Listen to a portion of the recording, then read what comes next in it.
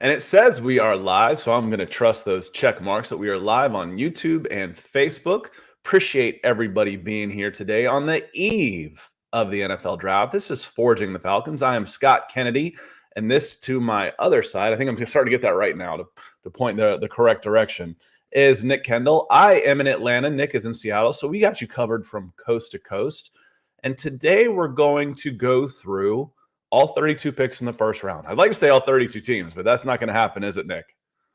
No, I mean, that'd be a lot of fun, but don't the Raiders not pick until like the third round? That's just not happening. They're not the only ones. There's there's only like 26 teams or 25 teams in the first round this year or But something. I'm saying that they don't pick until Something the third. crazy.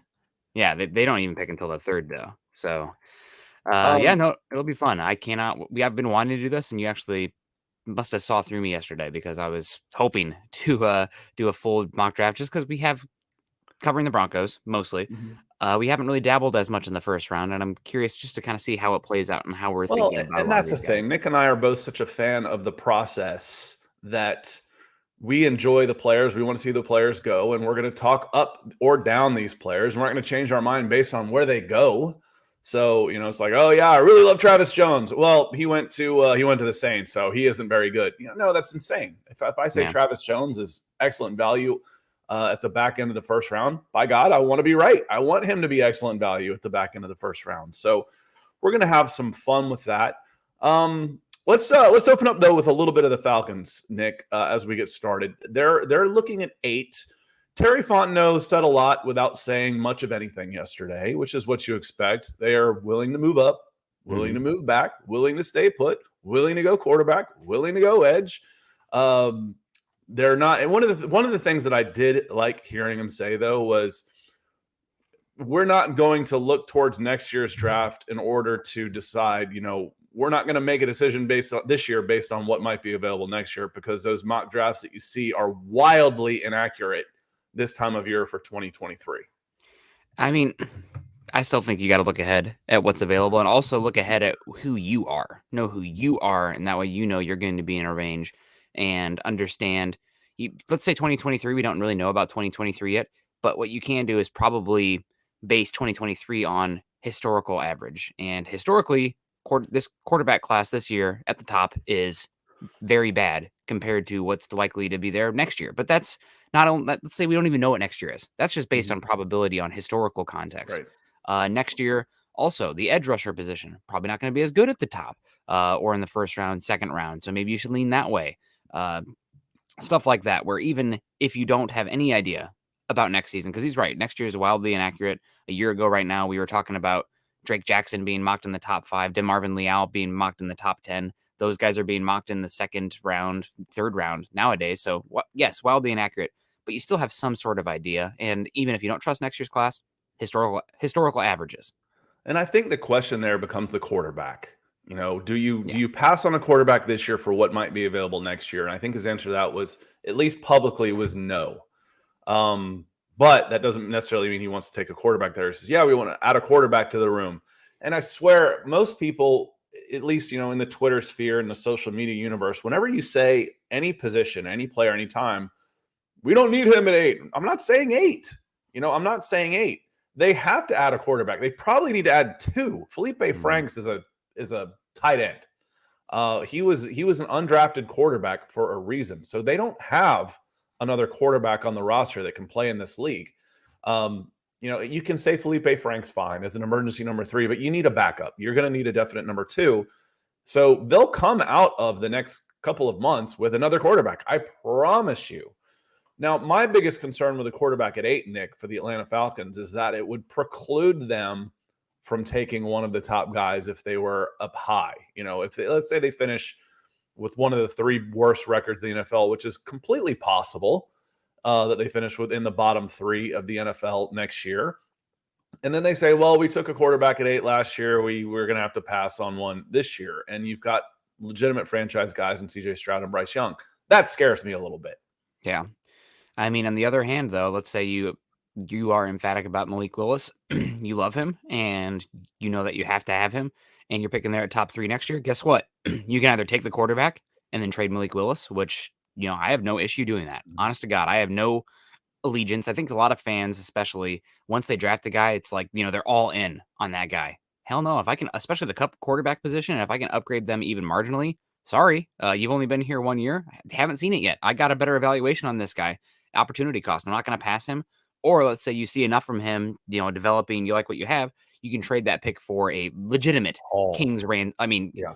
Legitimate. You thought what the 49ers got, or excuse me, the Dolphins got from the 49ers moving up from 12 to 3 last year. It's probably going to be more, because probably next year, again, talking about historical averages, there's not going to be 5 quarterbacks taken in the first 15 picks. It might be CJ Stroud and Bryce Young, and then a drop off. And then teams are going to be even more desperate to get up there. So could go in multiple ways. I think, though, if you do have a quarterback that you like, you shouldn't pass him. And I know this is me talking on both sides of my mouth, because the Broncos did just that last year and end up getting Russell Wilson. It all works out in the end. Kumbaya. But if I was the GM, I liked Justin Fields enough, I would have taken him. So is what it is. Maybe that would have been a dumb decision in hindsight, but you got to trust your process and learn from it. So we'll see. But it will be really interesting to see what they do at 8. I'm hoping, for our sake, covering this team in general, I'm hoping they trade back, because I'm looking for more. I would love to. I was mocking drafts last night while y'all were building the Broncos. I was doing some mock drafts in the back, multitasking. I've got the attention span like this if I'm not actually involved. And I started doing, like, what happens if I trade back every pick? I traded back like 4 times in the first round, and I'd end up with 13 or 14 picks. And I started looking at the guys I got. I'm like, these are 13 guys that could help the Falcons this year. They really could, all the way down. This is a deep draft. This is you'd rather have 25 and 35 than probably 8 this year. Maybe, depending on who's there at 8. But, typically you'd want more than that. But I'd almost rather say, because when I was doing it, I'd trade back. And if I just did it once, I'd end up getting like Jordan Davis and Jermaine Johnson, for 8. I'm like, yeah, I'd probably do that. Or I get Travis Jones and Jermaine Johnson. But PFF has Jermaine Johnson ranked like 34 now. And, I was reading again today that he'd go in the top 10 because one of the Jets or Giants with 2 picks each really like him. So there's going to be an elite player at a position of need that can make an impact and play and help your team right away, unlike a wide receiver, unlike a quarterback, that can help the Falcons right away at 8. That could be a building block. I want to say good morning to some folks in the chat here. EJ was first in. Speaking of guys that could help your team for the next 10 years, EJ says, good morning, Scott and Nick. Kyle Hamilton was a captain at Notre Dame and will be a captain in the NFL. Such a great leader. He's probably a captain at Marist High School, 15 miles from Mercedes-Benz Stadium, too. The safest pick in the draft. I agree. I agree. And 2, one of the questions that I don't remember who asked him, one of the questions that was asked of Arthur Smith, when you look at guys, do you look at their floor or their ceiling? What is your immediate instinct? What is your reflex? And how did he answer? How do you think he answered? And how would you answer? About Kyle Hamilton? No. When you're grading prospects, you're thinking about who to draft. Which guy do I want? Am I more interested in their floor or their ceiling? Which do I immediately reflexively think of? The ceiling. You think about what's the best case scenario. At least I do. What can this guy become? You're looking for the highlights on that. And I think there is something to be said about watching the highlights. You need to know their weaknesses. But, this is the draft. We're all imagining right now. It's a projection. So I think you project towards the ceiling and then dial it back. But to be a wet blanket here, you do want the complete picture. What are both? Because if a GM, or if I'm a GM and a scout tells me, if everything works out, this guy is a Hall of Famer. Okay, well, let's say everything doesn't work out. Let's say the speed for Kyle Hamilton means that he can't play in the slot as much as you want because teams are going to isolate wide receivers against him. Then what? So those kind of things always do come back around. But to answer your question, point blank, you think about the ceiling, you dream on the ceiling. Yeah, and his answer was actually the floor. You want to know, your building block, your foundations, that type of thing. You want to make sure you get guys in that can play. I forget exactly what he said, but obviously, if you look at a guy like Kyle Hamilton, you want his floor to be high. His floor is going to be higher than most guys. Yeah, absolutely. That's the dream. It's like, well, his floor is real close to his ceiling because he's really, really good. And that's, there's different ways to answer that when you put him on the spot. So EJ, I agree with you. Ethan coming in. From across the pond, the DWI guys say good afternoon, gents. Falcons and Broncos country. He is in England, so it is afternoon. So it's Wednesday. So I get Chelsea tomorrow and first round NFL draft. Oh, Thursday's going to be a good day. Luke Wright coming in saying good morning. And I think Ethan is trolling me here with a wide receiver at 8. I don't want a wide receiver at 8. I'm not as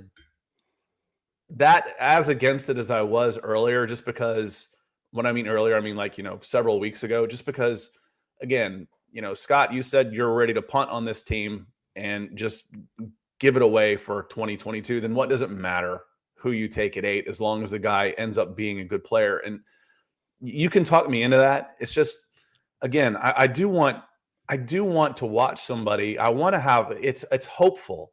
I want to have hope for these guys for the future. I saw, Kyle Pitts was good.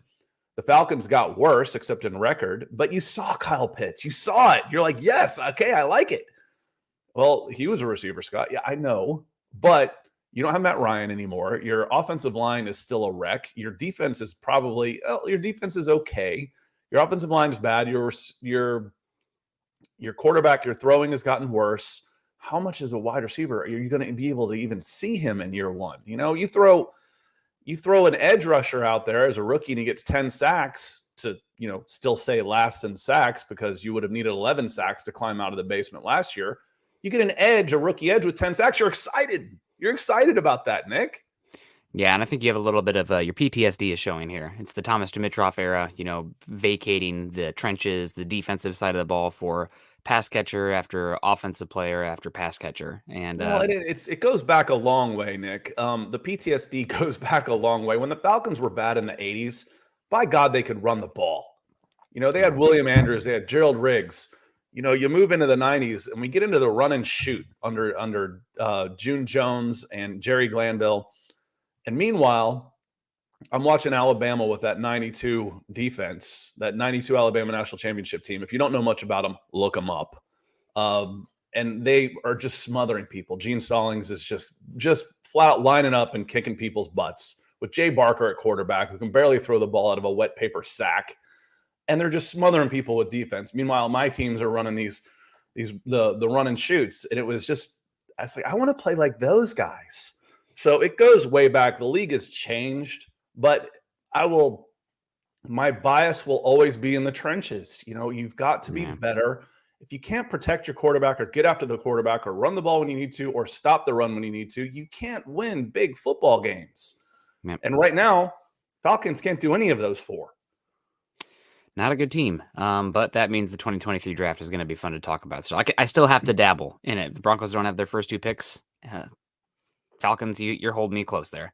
Jeremy and what's going to be fun is, the Falcons have 4 picks on Friday night. Mm-hmm. Friday night's going to be a lot of fun. It could have more. They should have more. They should trade back some and pick up some more picks.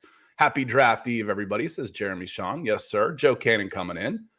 So good morning, fellas. Good morning. Mark Schrader out of Texas. Appreciate you being here, Mark. And EJ said something. I can't believe it was that long ago, EJ, but I remember in 2011 when Christian Ponder went, in that class, and I was like, these guys have lost their minds. They have lost their minds. They've gone so quarterback crazy when those quarterbacks were running off the board. And Nick, I think you said the quarterback class might not been quite as bad as it seemed at the time. There were some guys that came out of that class that were okay.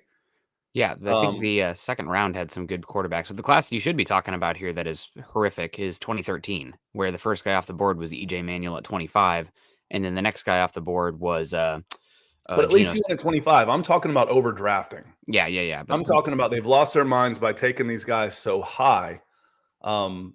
And that was the one that I'll never forget. I'm like, Christian Ponder? This guy shouldn't even be, 5th round at best. What are they doing? Yeah, that 2011 class, I think it had, you can quote me if I'm wrong on this one, but I think it also had Andy Dalton and like Colin Kaepernick and another second round quarterback that ended up being pretty good. The first round. That was the year I was I think what I remember thinking was I was at the Senior Bowl that year. And there were like 4 guys that were all the same. Kellen Moore, Andy Dalton. I'm like, I'm not sure which one of these guys. They all look, undersized, underarmed. Okay, somebody might come out of this all right. No one here is making you forget that Andrew Luck is in, or there was a senior or somebody that was in like next year's class. It was Andrew Luck. Yeah. Okay, I was like, there. That's what I remember saying when I was on video. Was like, there isn't anybody here that's making you forget Andrew Luck's available next year. Yeah, I mean Cam Newton, but other than that, yes, I agree with you. So. Yeah, the 2013 draft class, though, it wasn't just quarterback where it was horrific. That was a horrific class all around. Chris Walker coming in saying, morning, guys. I do think this is a fairly deep draft of positions of need for the Falcons. I would love to move to get more picks this year and next year. Picking at 8, if an edge rusher that you love that you think is a blue chip caliber player, or Sauce Gardner, or one of the top 2 tackles fall to you at 8, then I think there's a conversation. There's more and more talk that Stingley is going to go top 7, so we'll see that. Organically pushes somebody down there. And I think the information about Stingley's Liz Frank injury occurring before the season this year and him trying to play through it kind of changed my perception on him a bit from his tape this season, trying to play through that. It's like, oh, what's going on? Oh, yeah, he's playing through a Liz Frank? That great to, wow, he's really tough.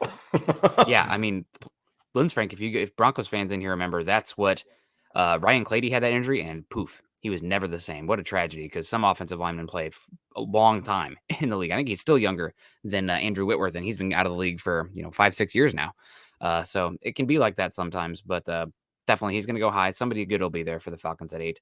Michael Ronquillo coming in here saying, good morning, Scott and Nick on Forging the Falcons. There you go, Michael, getting it in here. Good morning to you. Hope you're doing well. Yeah, Big Al coming in also. And Mark Schrader asked a question. Says, if you were punting this year, if I was, and if they took a wide receiver, would you take Jameson Williams? See, that's the big question.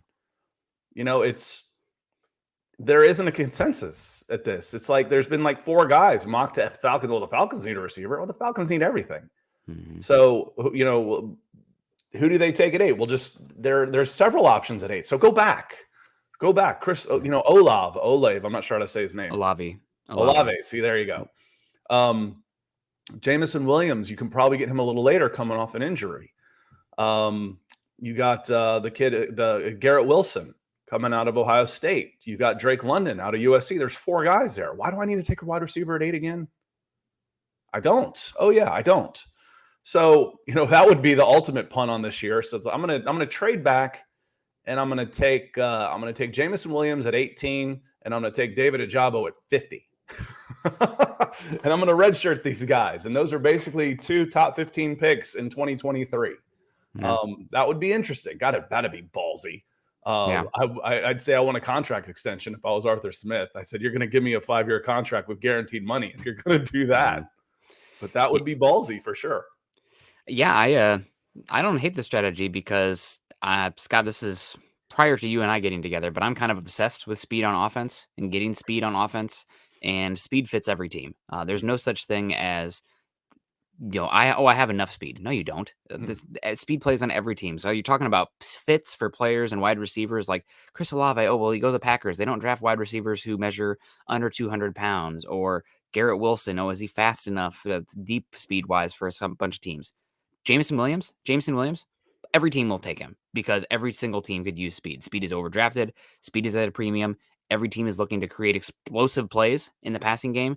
Getting a player like that helps create explosive plays for other players, changes how defenses can play you, et cetera, et cetera. So honest to God, if Jameson Williams' medical was clear, I would have no issue with the Falcons taking him at 8 because I think he is different because of the speed he brings compared to the rest of the players in this class.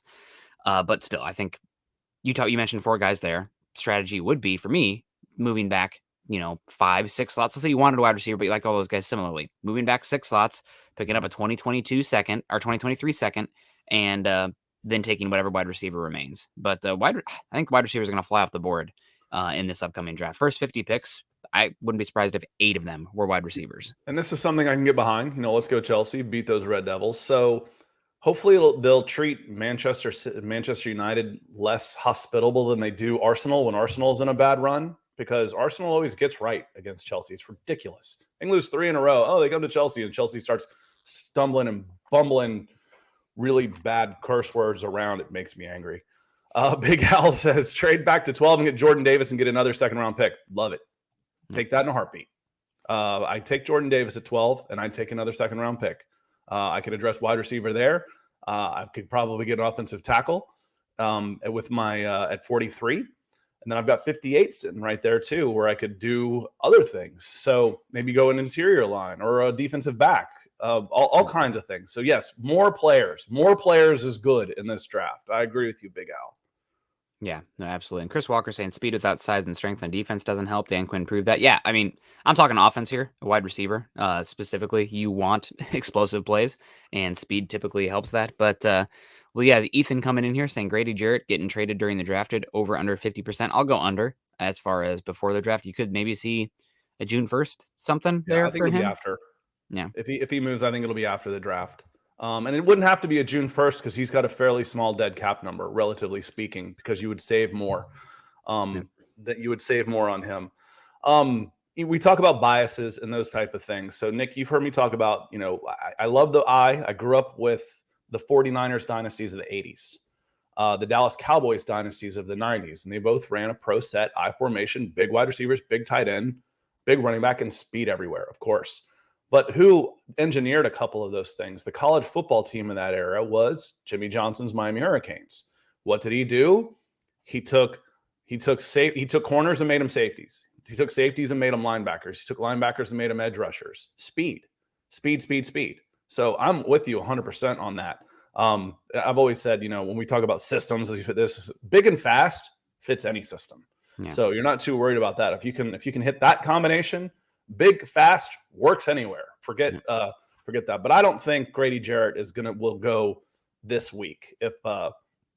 If he goes at all, I think it'll be. It wouldn't have to be June 1st, but I don't think we necessarily see it there. Since this super is orange, there we go. Orange super, Mark. We love the orange supers. Have to ask what you both think of the Denver Broncos re-signing Melvin Gordon. Nick, go ahead. I love it. I'm ecstatic to have him here. I've been screaming about raising the floor of the running back room because Javonte Williams has never been a bell cow back, dating back the last 3 seasons. I guess he could have been in high school. I don't know about that one. I didn't watch his high school tape. But split carries the last 2 years in North Carolina and split carries last year in Denver. And this is going to be a team, I think, for the Broncos. A lot of people are, talking about let Russ cook, blah, blah, blah. I still think it's going to be closer to a 55-45 pass run split than it is going to be, the Drew Brees 70% pass, 30% run type of offense that we've seen, especially because Russell Wilson's propensity to avoid the short middle of the field. So you need the running game to be strong and make sure that teams are not just constantly living in too deep light boxes, match quarters types of defense. Running games then can take advantage of that. And if Javonte Williams gets hurt, God willing, that doesn't happen, please. But you want to make sure you have somebody that can carry the load for that, and also not make sure Williams is carrying, 80%, 90% of the load this season. I don't think Mike Boone's the guy who can probably carry a huge load given his body type and what we've seen from him. So bringing in Melvin Gordon helps the offense a lot, gives you another option, should keep guys fresh, and protects that room against slight dings and bruises that teams should, where the Broncos are at right now, they should be doing things to make themselves safe so they can weather those injury storms. I think it was an identical, literally to the carry 50-50 split last year. It was. I think Williams might have had like one more carry again, but it was crazy even. Yep. Melvin Gordon has tested the free agent market. He didn't like it. Yep. That's humbling. That is very humbling. He's coming back as a guy who should go 65-35. 65% of the touches to Javonte Williams, 35% to Melvin Gordon. That would be a very good thing, in my opinion. Melvin Gordon was a really good back last year. Yep. And let me see. There were some questions, some comments in here. Jeremy Sean says, I like it. Ethan says, I like it too. So do I. Again, is he still maybe a little bit high? Maybe, but if he earns it, there's some incentive bases in there too. So it doesn't necessarily have to be a $5 million deal. Yep. But that's the only thing you worry about. It's like, and Javonte should be okay with that. It's like, listen, Javonte, you're going to be the number one, but I'm paying your backup 3 times more than you.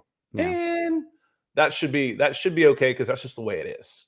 Once you've got the resume that Melvin Gordon has, then you're getting that money. So it should be okay for him. So good question, Mark. Appreciate you being in here. One thing I like about it too, that I wanted to get here real quick, is it also pushes the Broncos forward a year or two as far as drafting another running back. And I think drafting a running back, I said it earlier and I'm going to stick with it. You're not buying running backs, you're leasing them for 4 years. And now if the Broncos for some reason didn't bring back Melvin Gordon, they drafted a running back round 3 this year, then you'd have Javonte Williams his contract becoming expired. And then you'd only have one more year of that new running back with 1 year left of control. So now you're pushing it back where it can be in every 2 to 3 years kind of situation with that running back on that cost control deal coming off that contract. So rather than boom, boom, back-to-back seasons where those guys come off the deals, you can have 2 years more of control with Javonte Williams and then 4 years of a guy you take day two next year, or even 1 year left of Javonte Williams with 3 years after that. 4 years if you draft a guy in 2024. So I think it's better. Also, 2023's running back class looks pretty good right now overall, better than this year. Dakari Dawkins asks, welcome in, Dakari. Appreciate you being here. Says, do the Falcons have the money to trade back and draft more players? A couple of things in here. If let's say they just traded, let's just say they had more picks without giving anything up. Yes, they have the money to do that. They have the money for draft picks because especially in the second and beyond, draft picks are cheap. They're real cheap and they stay cheap. 2, if you're trading back, you can usually get 2 guys for the price of the 1 at least that you just gave up, because it really is an exponential curve at the top for the cost of the players. So 8 would cost you more than probably 35 and 40. 2 second-round picks would cost you considerably more because again, it's an exponential curve that starts to flatten out as you go. So yes, more players. You're not for a change. 2023, you're not necessarily worried about the cost as much because you are out from cap hell in 2023. This is it. This is rock bottom. 2022 is rock frickin' bottom of salary cap hell. And then you can see the light at the end of the tunnel. It's 2023 and it's about $150 million. Instead of negative 20 or negative 30 going into the draft, you're talking about $150 million of available salary cap space. But yes, Dakari, they absolutely can. And Geek Mill coming in says, morning, guys. I'm interested to see what my Steelers do, especially if it involves moving up to get Malik Willis. Do you think it's possible? Yes, I do. I think the Falcons would be one of those teams willing to deal. The question is, how much patience, how much do you like him and how much patience do you have? He could fall to the Steelers. He could fall all the way to the Steelers. But do you think he will? Do you have the patience to try? And if someone takes him at, say, 12, do you maybe you're like, crap, all right, fine. Take 19 and make a trade, and you make an after the draft trade, during the draft, but you make up once he gets drafted, you make a trade for him. That's also on the board. And Geek Mill, when it comes time, because we're going to do everybody, when the Steelers come up, I want some of your advice on who we should take when the Steelers come up. I definitely think it's possible the Steelers move up from Malik Willis, moving up for a quarterback from where they're picking 20 up to top 12, top 8. Probably is going to cost your 2023 first, which I'm guessing the Steelers, that's probably going to be the holdup. If a team is going to be willing to not take that 2023 one to move up, then I think they would jump at it. But you also got to be careful about giving up that pick because there's a big difference in value as far as what a first round pick can be in general versus a second, third round pick. I mean, you have the Bears right now. They traded up for Justin Fields. They got their quarterback. God bless them. But that 2023 first they gave up became, what pick is it? 7 overall? Or is it 5 overall? It's one of the two for the Giants. So, and that in 2023, especially, that could be a very valuable player. Doesn't matter if you get the quarterback in the end, right? Like that's the first question you have to answer. But I would be a little bit skeptical, trepidatious in this class specifically, trading up if I had to give up a first round pick in 2023. Well, and Sean, the RC mechanic comes in, says Kayvon Thibodeau or Jermaine Johnson, who are you taking? And the thing is, that could be a decision the Falcons have to make at 8. Yeah, it sounds like Jermaine Johnson's getting a lot of top 10 hype right now, following the draft community and what the people who are much more plugged into these teams than I am, actual talking to GMs and whatnot. Jermaine Johnson, top 10. I'm a little bit skeptical about him being a no doubt top 10 player, but I get it because the tools and whatnot. It's just he's the anti Odafe Owe because Odafe Owe had no sacks last year, but he was getting pressures left and right. And Jermaine Johnson had a crazy low pressure rate, but a really high sacks. And typically sacks are much more volatile than pressures. Pressures are predictive. So a little bit concerned there with Jermaine Johnson in that regard. I'm going Kayvon Thibodeau. I think he is more explosive. I think he is bendier. I think he can do more things. I think he's got more upside. And I think edge rusher specifically, you want guys who have that ceiling to impact games. It's not a floor argument for me at edge rusher. It's a ceiling argument. So I'm probably going to go Kayvon Thibodeau. That being said, there's a lot of talk about Kayvon Thibodeau being, and this could just be character assassination. Some guy who had a bad interview with him, and that's propagated throughout the NFL media. But Kayvon Thibodeau apparently has some oddness to him as far as his personality and whatnot. What does that mean? I don't know. Am I propagating a BS talking point? Maybe. I don't personally know him, so it's hard for me to say. But there just seems to be something that NFL teams are spooked by when it comes to Thibodeau, given how good his tape looks overall. Seems like that's been going on with Oregon prospects lately. I saw someone else, one of the beat writers up there say, listen, this was said about Justin Herbert. Yeah, about Herbert, and there was somebody else. There were a couple of guys. He listed like 3 guys, and he said it was all BS. Oh, it was Penny Sewell. It was all BS. We're at the 30-minute mark, so Ethan comes in. Who's sponsoring the show today? That's a good transition to say to get to our sponsor of Ryan Kennedy Homes. So Ryan Kennedy is a North Metro Atlanta real estate agent, but she branches out and works with Keller Williams. So let's say you're watching the show and say, well, I'm not interested in the Georgia market, but I am interested in moving. Give Ryan a call. They do referrals all the time. So she can help you find an agent in your area. And the market in the North Metro Atlanta is still, it's as hot as ever. It hasn't slowed down. Been doing this for several weeks now, and it's not cooling off at all. There's people buying second places. There's people selling their houses. There's people moving in looking for houses, and they don't even come to market. So you've got to have an agent. You've got the website. You've got the phone number. Get in touch with Ryan Kennedy at Ryan Kennedy Homes. You will not be disappointed. So you ready to get started, Nick? Yeah, let's do it. Let's have first round 2022 NFL draft. Let's have some fun. Yeah, let's I've got this pulled up here. Let me go full size here. Let me slide over just a little bit. Tilt this screen just a shade. And we're picking for everybody. We're not going to do any trades. And Christo says, is that a family plug? Yes, it is. So calling Ryan Kennedy and helping her business helps the show more than you could possibly imagine. So that would be how can you help us the most? Give my wife a call and let her be a real estate agent. Let her find you a house or sell yours. That's how you can help us the most. So here we go. Let's go to share screen. We'll go here. I seem to find that 150% seems to work the best. And let's go. We are on the clock, Nick. And am I odds or you evens? I don't actually mind working on these together, but you can do odds. Okay. Real quick on KA. Why is the housing market booming in Atlanta? Because there are so many out-of-state people fleeing their nanny states, and the COVID boom, for all of the national talk you've heard about how awful Georgia is, there's a lot of people moving here. Lots of people moving here. So yep.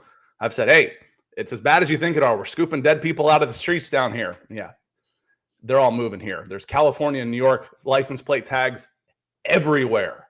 That's why it's booming. Yeah, California's growing too. I think a lot of rural areas specifically are, this has been going on for a while. I think COVID exacerbated the issue. But the rural, small, mid-towns even are falling apart as far as the sizes of them. So will be interesting to see. Unfortunately, I'm going to have to move out of my rental here in the next 2 months and back in the Seattle rental market. Good luck. People aren't fleeing here, let me tell you. I get it, though. It's beautiful out here. God bless. I can't wait for summer. Number 1 overall, Jacksonville Jaguars. Sounds like this is not going to be Aiden Hutchinson overall. It's coming down to Ike Ekwonu or Travon Walker. And I think we should go with Travon Walker here just because we've been hyping him up. I feel like we weren't as early as Dane Brugler, but early on the Travon Walker hype, having him go number 1 overall. Trent Baalke is obsessed with athleticism and length at the edge rusher position.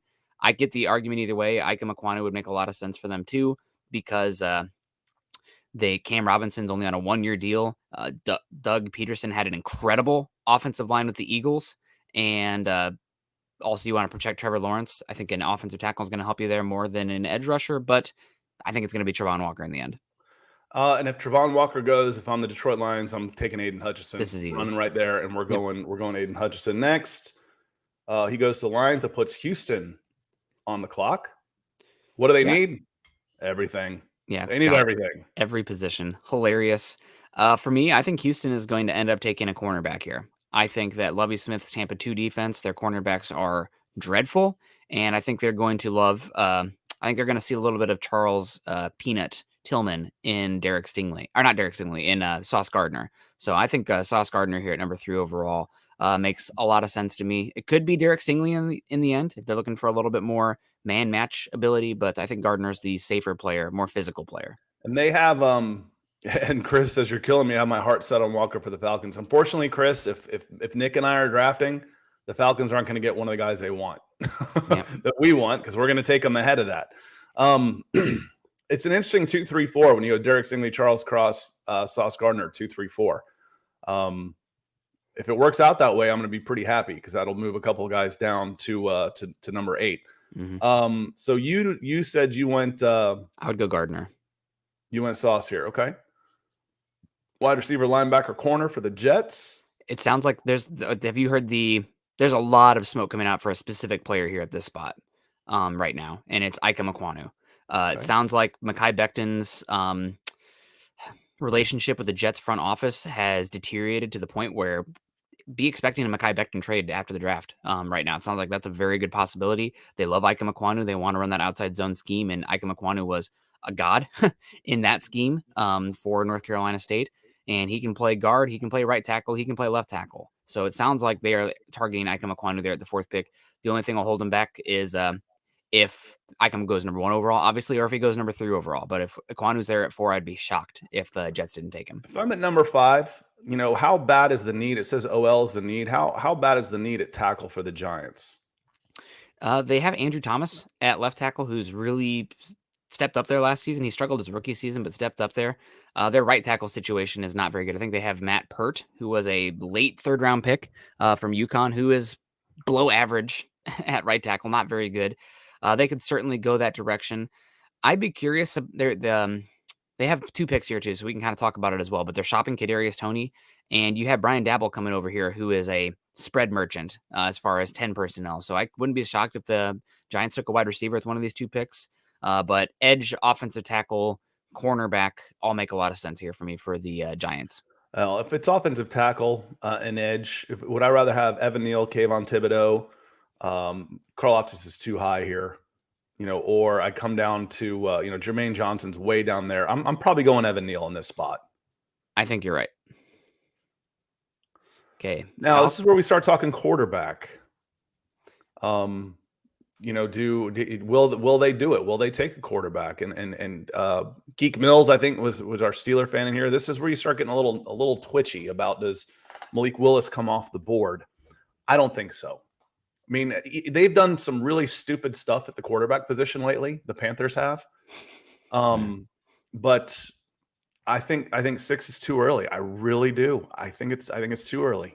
Yep, I agree. think you're better off running with Sam Darnold for 1 more year, eat the contract for a season, then getting as sure a thing as you can possibly get in the draft at 6, as opposed to getting a maybe. Like, I kind of like him, but no, that's not what your 6th pick is for.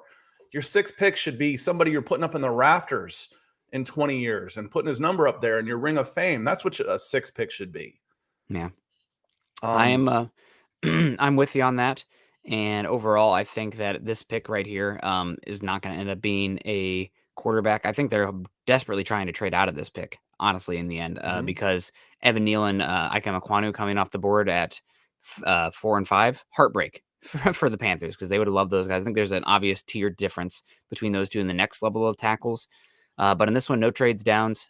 So I'm gonna advocate for them taking Charles Cross here. Good pass protector. They've had a different pass protector for like 8 straight seasons.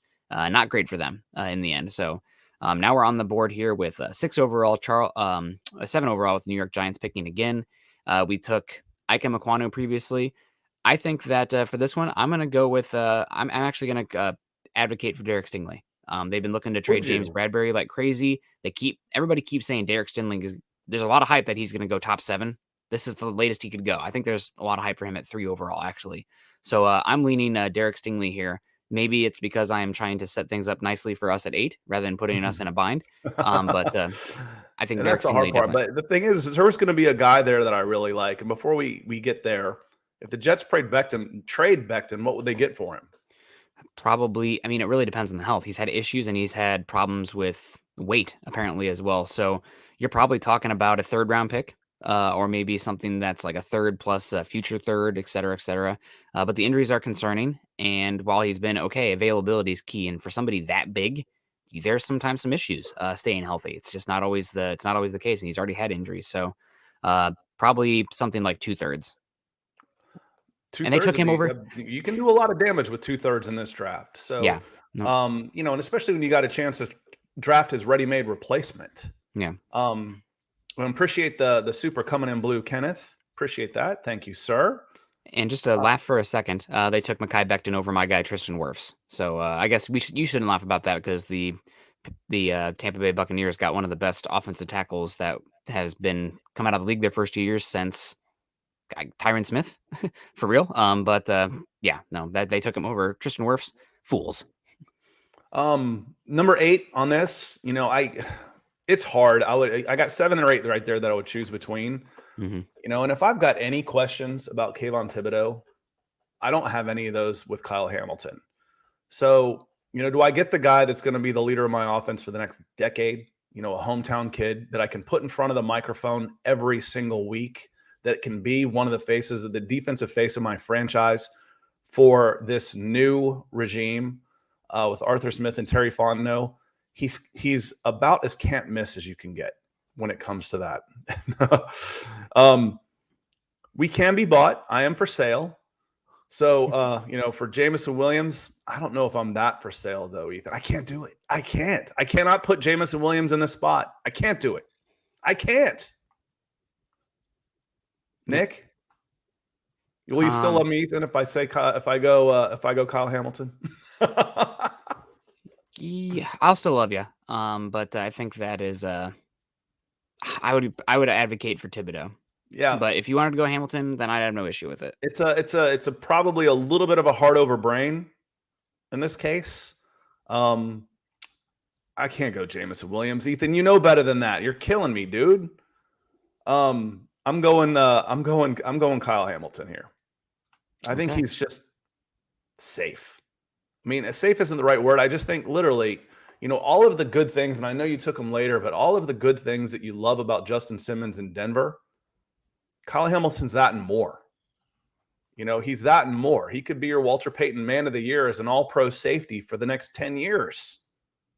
That's not a miss at 8, unless Kayvon Thibodeau goes out and becomes, TJ Watt. Yeah, I think that I don't know. I would probably take Thibodeau here. Just the value of the position. There's a tier difference there. I know. You I can know. still find a different guy. But we got Seattle on the clock at 9 with that spot. Are they rubbing their hands together now, saying there's Thibodeau? He's home. I think they take Thibodeau here. Yep. Let's just send him north.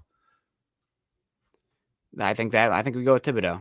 Oregon will keep him fairly close to home. That puts the Jets on the clock, and it says they need a wide receiver. Now, me, I prefer the big wide receivers. I might go Drake London in this spot if I want wide receiver. They also need a quarterback, and Trent McDuffie's pretty darn good too. Yeah, I think this is where your first wide receiver is going to come off the board here. A lot of smoke here that the Jets may trade 10 for Deebo Samuel, but let's lean into the first wide receiver of the board. I think you're going to go Garrett Wilson, 3-level threat. He's not a jack of all trades, but a queen of all trades. So I think he's the safest guy too, and can do a lot of different things for you. So Garrett Wilson here at 10. Yeah, I don't think it's Jameson Williams here, despite him being up this high, just because the Jets want somebody that can come in that they can count on right away. So we'll bring that one back up. So Garrett Wilson is good for me. I might have gone Drake London. His you want to see how fast I am? Check the tape stuff bothers me a little bit for a guy that I'm about to give 8 figures worth of money. Run the damn 40, kid. Yeah. All right, Washington football team. Commanders on the board now. Need quarterback, guard, center, and linebacker. This is they're a little bit upset that you ended up taking Kyle Hamilton there instead. So they could go a number of directions here. This is a trade down candidate or a quarterback candidate. And you know what? I'm going to lean into the quarterback. I think Kenny Pickett. Let's do it. 11 overall. I think that's scroll down a ways. I'm not even sure how far down he is. Well, they're going to rate him lower because I know They have Sam Howell higher. I don't think that's happening. There's Kenny Pickett. I think he's going to be the guy here. Sorry, Washington fans, you just continually make head scratching decisions at the quarterback position. So I'm not going guard, center, edge, but I could go corner here. So again, if you're watching this after the fact and you're a fan of the Minnesota Vikings or any of these other teams, we are leaning a little bit on the position of needs from Pro Football Focus, because I don't follow the Minnesota Vikings day in and day out, where, yes, the Falcons need a wide receiver. Then why are you so mad they took a wide receiver? I might get that reaction from Minnesota Vikings fans if I take Trent McDuffie here. We've got 3 corners. What are you thinking? So a little bit of slack. Put your comments in and I'd be happy to address them. Scott, we should have taken a different position there. Okay. If you're looking at a different position, I'll tell you the guys. I know these players a lot more than I know your team. So let me get that out there. Yeah, that's edge or cornerback here. Edge or cornerback. Actually, Jermaine Johnson's still on the board. I think this is their Jermaine Johnson pick. He's going to go down here for some silly reason. We're using the PFF board, and they're just lower. But but they've updated their stuff. They moved him down. Their board got better for the most part. They did when they did their updates. Stick it there. They're putting a line in the sand on Jermaine Johnson. So that's every position. I'm not going to get better right away. Do I go Drake London here? Wide receiver, best player on the board. I could go Jordan Davis in this spot. Build my defense around a hulk of a man. I think they were very Texans were listed at wide receiver potentially at 3. Apparently they were looking at it here, and I think that Drake London makes a lot of sense for them, getting some size, getting a profile there. So now we're on the board with 14 overall. The Ravens. This is where I'm going to say. This is where Jordan Davis goes. Yes. Yep. How do the Ravens end up getting all these freaks? This is how, because they draft them. Yep. Yes. Done.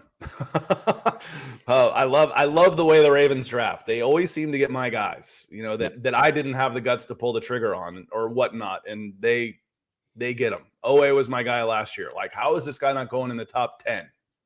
And it also seems like they always draft really well because nobody plays the compensatory pick game like they do. I think they have like 10 more comp picks than any other team since the NFL introduced that as a concept.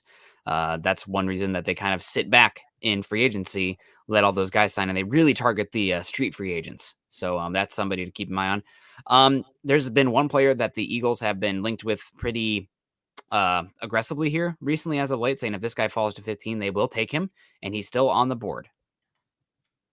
Keith coming in. Scott checking in with Keith says, who did the Falcons get at 8? I'm very late. I took Kyle Hamilton over Kayvon Thibodeau, Keith.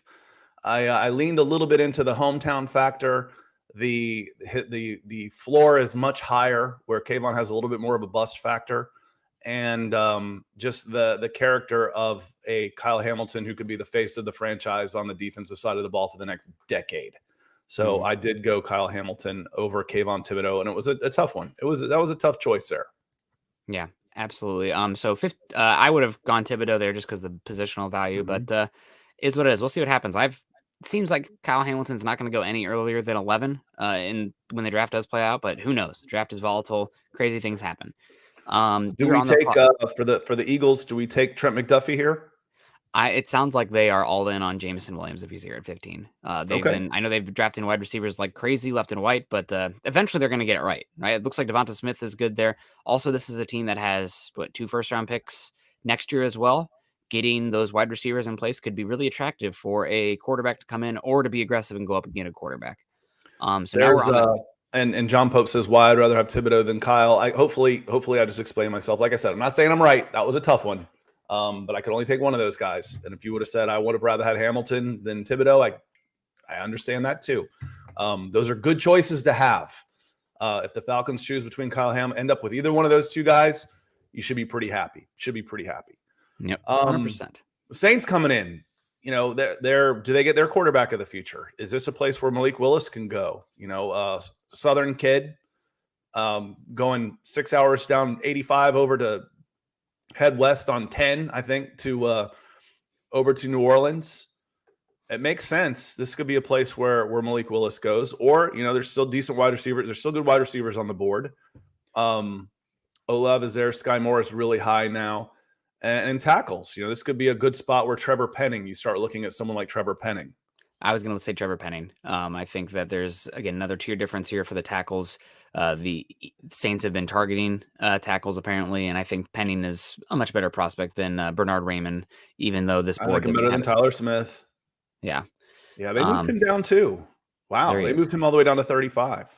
You planting your flag in this the ground, so we'll see how that plays out. But yeah, Trevor Penning here. Yeah, I like Trevor Penning in that 16 to 20 range. Any higher than that, and he makes me a little bit nervous. Betting on traits. So now we're on the board here with the Chargers. They don't have a second round pick. Wide receiver, tackle, cornerback. They're probably a little bit upset to see Penning come off the board here, but it is what it is because they have a perfect, absolutely perfect scheme fit for them here in Trent McDuffie. Not an amazing athlete, not amazing length, but one of the smartest players in this class. Inside outside versatility, might end up at safety. He's literally the perfect fit for what the Chargers want to do defensively. I know they already paid J.C. Jackson. They drafted Asante Samuel Jr. in the second round last year. Don't care. More cornerbacks, the better, especially in the AFC West. I think Trent McDuffie would be a great pick for them here. And then, John says, we don't need a safety. We need trenches. The second part of that is true. However, other than a number one tight end, you need every position. So every position that you could possibly take fits a need. You need every position, except maybe right guard. And even at that point, you still need a guard. You still need left guard. So the second part of that I'll listen to, where it says, I think Hamilton is overhyped and is going to be a bust. Possibly. There's some thoughts on that Kayvon Thibodeau too. And I think the depth of this, when you've got 4 day 2 picks, is when you can address your trenches for sure. That's when I'm going, no pun intended, but I'm going heavy in the trenches. Where I end up coming out of this light, Nick, is at wide receiver. It's like if I don't take a wide receiver at 43, then there's a drop off. And I end up not, when I'm doing these mocks, I end up not getting a wide receiver that I really like in that neighborhood. So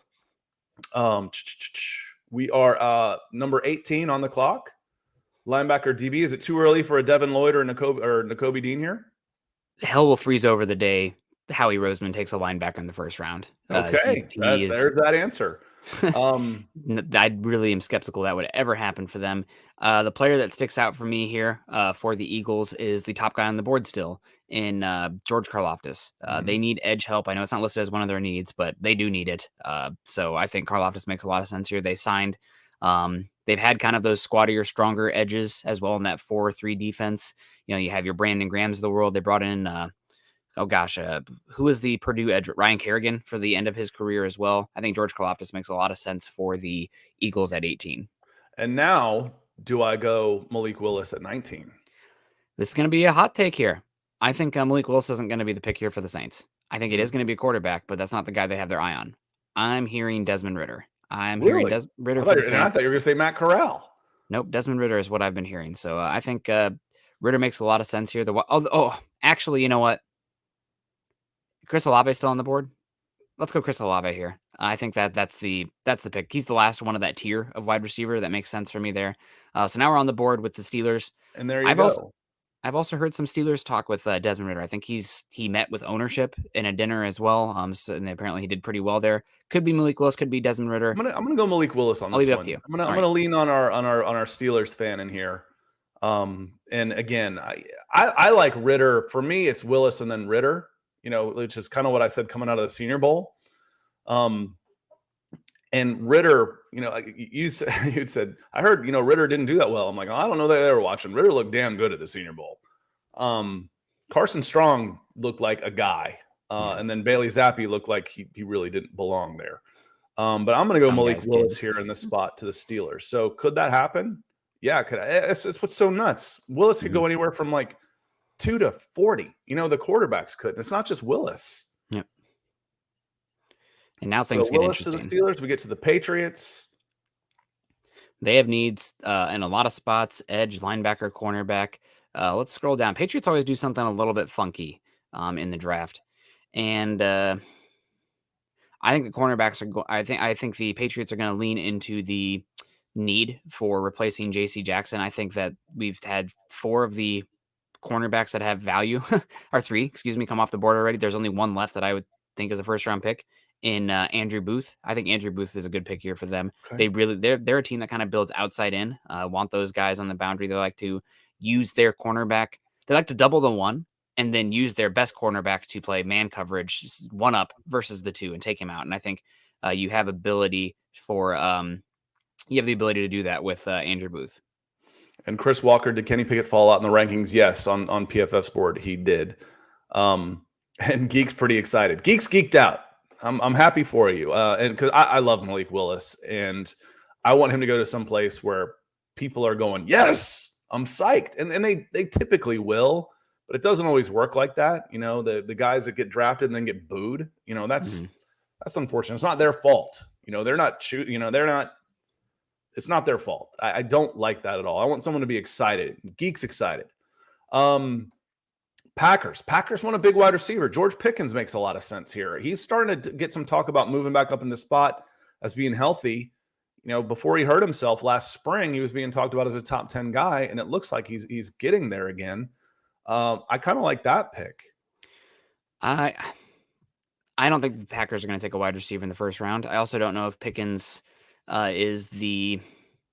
There's some character concerns with Pickens. I don't know if you've heard this. There's been a lot of buzz about his maturity and attitude. Yeah, I can show you the video where I asked this time last year where I asked Brooks Austin, our Georgia insider, and he basically, I turned it into a clip. He's like, basically, I want to know if Pickens gives a GD about football.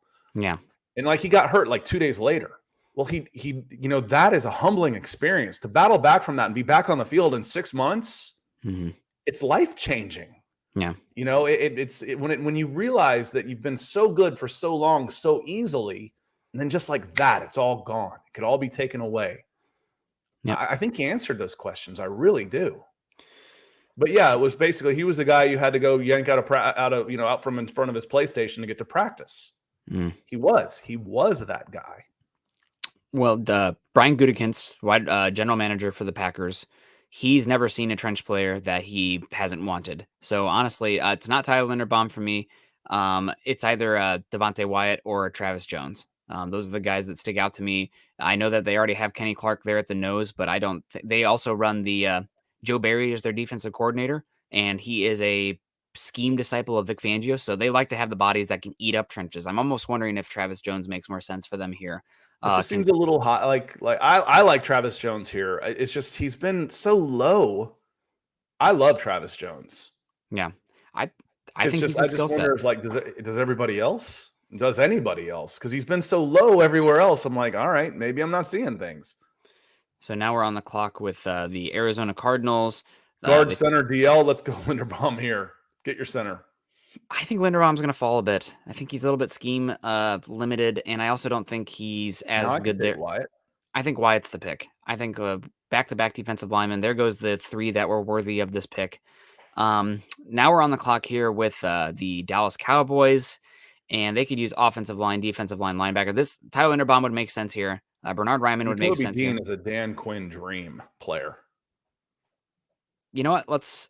It's shocking to me that Nakobe Dean would come off the board before Devin Lloyd, but I think that Nakobe Dean would be a very good pairing with Micah Parsons. You know, they talk about, yeah. I mean, he's basically the stable pony for Parsons. You know, the guy that's getting him in the right spots and then does his job everywhere else. I think he would be a dream for Dan Quinn, and we talked about that when we were talking about possibly the Broncos going as high as number 9 for a linebacker. So I like Nakobe Dean as just a fit for Dan Quinn. How long will Dan Quinn be there? I don't know. But, man, Nakobe Dean is not going to miss. He's going to be a good pro for a decade. You know, you're talking, at worst, Zach Thomas for the Dallas Cowboys. So now the Bills are on the clock, and they have wide receiver and defensive line needs. But, you know, they could go any which way. I'm going to say that the Bills here are going to take my favorite player in the whole class and just do what the Bills typically do. No, not Sky Moore. My favorite player in the class, and this is not a huge need for them, but in this division, in the NFL in general, especially against the Chiefs, you're going to need a body at this spot that can do things. I don't know where he's at on the board. I don't care. And I'm also taking him here because, by God, he is not going to the Chiefs. I'm not letting it happen. Daxton Hill. If Daxton Hill is there for the Chiefs, I have to take him. But I think he is a super versatile player. Both their safeties are expensive and older. And he's listed as a cornerback here for the PFF simulator. He can play cornerback. So that's where I'm leaning here. Now we're on the board here with the power gap-centric scheme. Here's a real quick with Keith Robbins. We'll blast through these last ones. He says, in y'all's opinion, where do we pick next year and who do we go after? Top 3, quarterback. I think the Falcons are in for a rough season. They were 7-11, 7-10. I can't remember. They changed the number on it, and it's totally thrown me for a loop. 7-10 last year, and it was 7-2 in one-score games. Flip those, and you're talking about a 2-15 team. They got worse in every measurable statistical category than they were the year before when they were 4-12, except wins, because I thought they were better coached. They had a good kicker and a good quarterback. Quarterback's probably not as good. You lost your leading tackler, your leading receiver. You've lost. You haven't necessarily gotten better, and you're eating 1/4 of your cap is not on your not on the field. 1/4 of your available salary cap is not on the field. One of them is not signed anywhere yet, in Julio Jones, with a $15 million dead cap number and a $40 million dead cap number that you're using on Matt Ryan this year. So top 3, quarterback. That's what I think for next year. Yeah, I agree with you. So we're on the board now with the Titans at 26. I'm going to say this is the Desmond Ridder pick. I think that Ridder is going to go in the first round, and this team, specifically the Titans, doesn't it feel like they've peaked? Here we go. Doesn't it feel like they've peaked as far as where Ryan Tannehill can take them? He's really expensive. His contract is massive, and they kind of need just a new identity. I don't think they're going to go any further in the AFC with Ryan Tannehill than they already have. So Desmond Ridder makes a lot of sense. I think stylistically, he's similar. I think you can do some good things there with Derrick Henry, and I'd like him there for the Titans. Guard center, DL. Zion Johnson. I think this is Zion Johnson to a T. I don't like him. I wouldn't take him in the first round. It's not that I don't like him. I wouldn't take him in the first round. He's got a lot of hype, a lot of love, and a lot of Buccaneers writers that I follow, Trevor Sikkema, John Ledyard, have been saying that look out for. I mean, he worked at center some while he was at the Senior Bowl, but he was overmatched a lot while he was there. I didn't see it. I didn't see it while I was there. I'm going George Pickens here with the Packers. I think they're going. I think they're going to want to get a receiver. They've talked about Christian Watson in this spot, but they've moved Christian Watson so far down I can't even find him. Yeah, he's down here in like the 70s. George Pickens. I'm going to go George Pickens with this pick. That's the guy I would have advocated for would have been Tyler Smith, just because their right tackle situation is poor, and they could definitely use a developmental guy there. But if you want George Pickens here, then and they can probably get. I don't know where they're picking in the second, but they can probably get a good. You've got a better chance of getting an impact offensive tackle in the second round than you do an impact wide receiver. Okay. So I'm going that one. KC's on the clock. KC is on the clock indeed. They have their. Sky Moore would make some sense for them there, as would Louis Cine. So it's honestly, I'll leave it up to you. I think Sky Moore would be good for them. Yeah, I think wide receiver makes more sense there. Again, this is that range where I expect. I'm gonna flip this to wide receiver real quick. This is a range where I expect. Oh, Burks is still here too. Burks is still here. They've moved him down. This is the range I expect Christian Watson to go. Yeah. Man, would you have gone George Moore? I'm going to lean a little bit more on the size in Burks. And he's not a freak of an athlete, but you can use him in a lot of the ways you were using Tyreek Hill, not necessarily as a pure wide receiver.